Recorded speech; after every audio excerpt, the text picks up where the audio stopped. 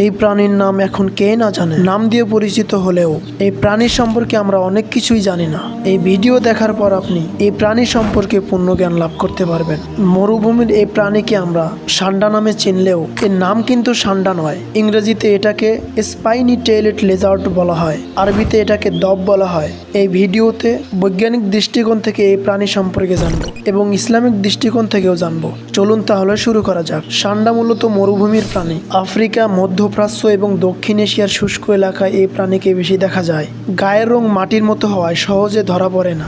মরুভূমিতে কেউ ভালোভাবে না খুঁজলে এই প্রাণীকে পাবে না। এটি অত্যন্ত শান্ত স্বভাবের প্রাণী। এটা মূলত গিরগিটি একটা প্রজাতি, তবে গিরগিটি থেকে কয়েক গুণ বড় হয়। এই প্রাণীটির দৈর্ঘ্য 30 থেকে 75 সেন্টিমিটার পর্যন্ত হয়ে থাকে। বিস্ময়কর ব্যাপার হচ্ছে গিরগিটির মতো দেখতে বা স্বভাব হলেও খাদ্যাভ্যাস কিন্তু গিরগিটির মতো না। গিরগিটি যেভাবে পোকামাকড়, কীটপতঙ্গ খেয়ে জীবন ধারণ করে, এই প্রাণী কিন্তু ঠিক তার উল্টো। সান্ডা পোকামাকড়, কীটপতঙ্গ খায় না, বরং এটা হচ্ছে নিরামিষভোজী। গাছের লতাপাতা, ছোট গুল্ম খেয়ে জীবন ধারণ করে। সান্ডার লেজটি কাটার মতো শক্ত, যা দিয়ে তারা আত্মরক্ষা করে। আপনি কি জানেন, একবার আল্লাহ রাসূল সাল্লাল্লাহু আলাইহি সাল্লামের সামনে এই প্রাণীকে ভুনা করে পরিবেশন করা হলে তিনি না খেয়ে অন্যদিকে দিয়ে দিলেন। তখন অন্যরা ভাবলো যে এই প্রাণী বুঝি খাওয়া হারাম, কিন্তু তিনি অন্যকে খেতে নির্দেশ দিলেন। সহিহ মুসলিম হাদিস 1946।